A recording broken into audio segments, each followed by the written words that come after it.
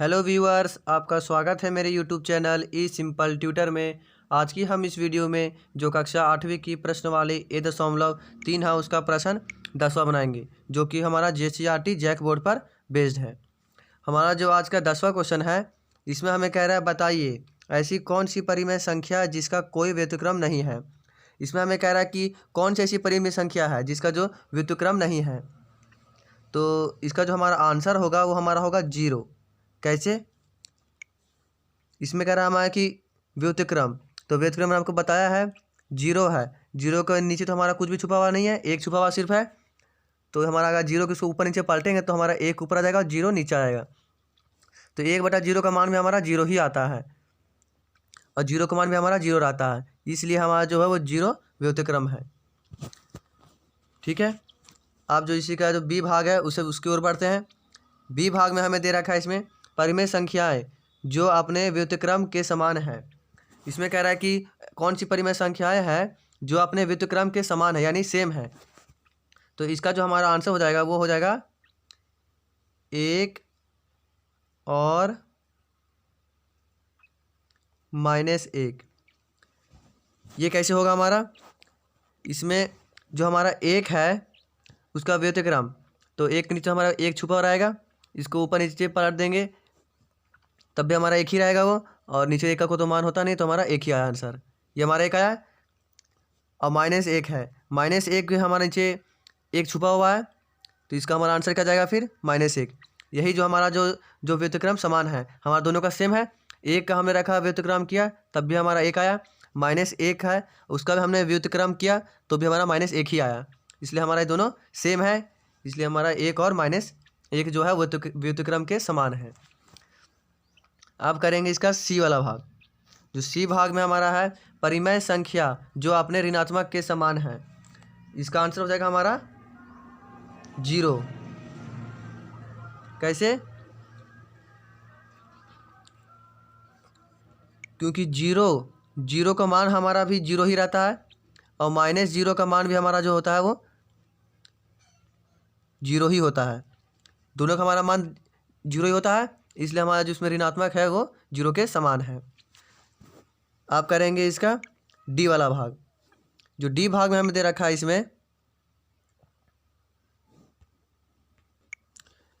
D में हमें दे रखा है क्या परिमेय संख्याएं भाग के अनंतर्गत सदैव संवित है। तो इसका जो हमारा आंसर हो जाएगा वो नहीं। इसका हमारा आंसर हो जाएगा नहीं। क्यों हमारा ये नहीं होगा? क्योंकि मैंने आपको पहले पिछली वीडियो में मैंने बताया था आपको कि जो हमारा अंतर्गत कह रहा है, भाग का अंतर्गत जो हमारा होता है ऐसे योग और गुना, सिर्फ इन दोनों का ही जो हमारा होता है वो गुणधर्म होता है। सिर्फ योग और गुना का हमारा गुणधर्म होता है, हमारा ना माइनस का गुणधर्म होता है ना ही भागे का। दोनों का तो हमारा कोई गुणधर्म नहीं होता। ये हमारा आंसर हो जाएगा नहीं, क्योंकि हमारा भाग का तो होता ही नहीं है हमें। आप करेंगे इसका ई वाला भाग। क्या परिमेय संख्याएं भाग के अंतर्गत सदैव क्रम विनिमय है। ये भी इसमें हमारा नहीं हो जाएगा। क्यों हमारा नहीं होगा? मैंने अभी आपको ऊपर बताया, क्रम विनिमय में सिर्फ हमारा जोड़ का और गुने का सिर्फ हमारा होता है गुणधर्म, बाकी हमारा भाग का तो होता ही नहीं हमारे यहाँ पर, इसलिए हमारा ये नहीं हो जाएगा।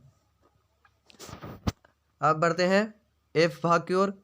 जो एफ हमारा है क्या परिमेय संख्याएं भाग के अंतर्गत साचार्य है। इसका आंसर भी हमारा नहीं हो जाएगा। साचार्य वाला भी हमारा जो होता है वो गुना और जोड़ का होता है, सिर्फ भाग का तो हमारा होता ही नहीं है, तो इसका हमारा हो जाएगा नहीं। आप करते हैं इसका जी वाला भाग। जी भाग में दे रखा है क्या हम 1 को 0 से भाग कर सकते हैं। तो इसका आंसर हो जाएगा नहीं। क्यों इसको हम नहीं लिख रहे हैं? क्योंकि इसमें कह रहा है हमें 1 को 0 से भाग दे सकते हैं हम। मान लीजिए यहाँ पर कह रहा है ये वाला 1 को 0 से भाग देना है, तो 1 को हम 0 से भाग देंगे तो हमारा ये दिया है नहीं भाग, इसको 0 से दे ही नहीं सकते इसको हम 0 से, इसलिए हमारा जो है नहीं आएगा। अब करेंगे हम इसका 11वां क्वेश्चन। 11वां क्वेश्चन है वो हमारा इसमें कह रहा है रिक्त स्थानों को भरिए। इस समय जो खाली स्थान दे रखा है उसे भरना है। तो पहला जो हमारा है शून्य का व्युत्क्रम डैश है, यानी इसमें कह रहा है कि जो शून्य है उसका व्युत्क्रम क्या है, उसका व्युत्क्रम होता है या नहीं होता है। शून्य का तो मैंने आपको बताया अभी, शून्य का अभी जो पिछले क्वेश्चन में बताया मैंने, शून्य का तो व्युत्क्रम होता ही नहीं है, तो इसलिए हमारे यहाँ पे क्या जाएगा आंसर, नहीं। शून्य का हमारा व्युत्क्रम नहीं होता है। अब बी वाला में हमें कह रहा है संख्याएं डैश तथा डैश एवं स्वयं के व्युत्क्रम है।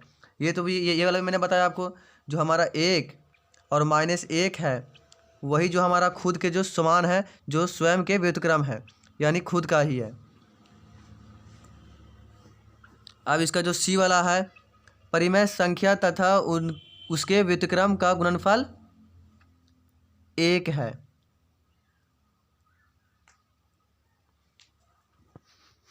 दूसरा जो हमारा डी वाला है दो परिमेय संख्याओं का गुणनफल हमेशा परिमेय संख्या होता है। ये हमारा यहाँ पर है, इसमें आ जाएगा हमारा परिमेय संख्या। इसमें हमें कह रहा है कि दो संख्या, जो दो हमारा परिमेय संख्या है उसका गुणनफल हमेशा परिमेय संख्या होगा। मान लीजिए कि जैसे हमारा ये 3/2 है, अब इसका गुणनफल करेंगे हम इसको 2/3 आएगा, ये हमारा आएगा। तो ये भी तो हमारा परिमेय संख्या ही है, 2/3 हमारा परिमेय संख्या ही है, ये कह रहा है क्वेश्चन में।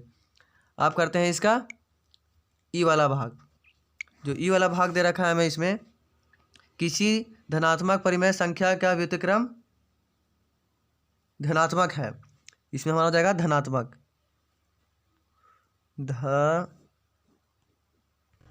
क्या है हमारा इसमें, धनात्मक है। अब जो इसका एक भाग है किसी ऋणात्मक परिमेय संख्या का व्युत्क्रम डैश है, यानी किसी ऋणात्मक जो परिमेय संख्या का व्युत्क्रम होता है वो ऋणात्मक ही होता है। तो इसका जो हमारा आंसर क्या हो जाएगा, वो ऋणात्मक हो जाएगा।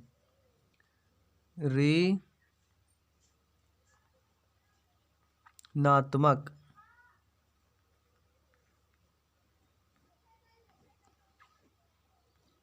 अब जी भाग में कह रहा है हमें 1/x not is equal to 0, यानी x जो है वो 0 के बराबर नहीं है का व्युत्क्रम डैश है। ये तो मैंने आपको बताया है, जैसे हमारा व्युत्क्रम होता है, व्युत्क्रम ऐसे कहते हैं 2/3 है हमारा, तो इसे हम पलट देते हैं 3/2 हो जाता है, ये हमारा व्युत्क्रम होता है। तो इसी का पूछ रहा है 1/x का क्या होगा व्युत्क्रम, तो हम इसको पलट देंगे तो हमारा x ऊपर आ जाएगा और 1 नीचे आ जाएगा, लेकिन नीचे x का कोई मान होता नहीं है, तो हमारा जो आंसर हो जाएगा वो सिर्फ x हो जाएगा। सिर्फ नीचे से हमारा 1 का मान होता नहीं है, तो हमारा सिर्फ x जो आंसर हो जाएगा। अब एच वाला किसी परिमेय संख्या का शून्य से विभाजन डैश है।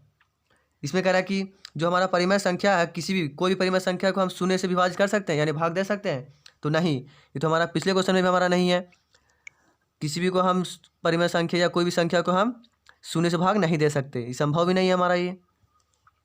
तो ये हमारा यहाँ पे कंप्लीट होता है। अब हम नेक्स्ट वीडियो में मिलेंगे क्वेश्चन नंबर 12 के साथ।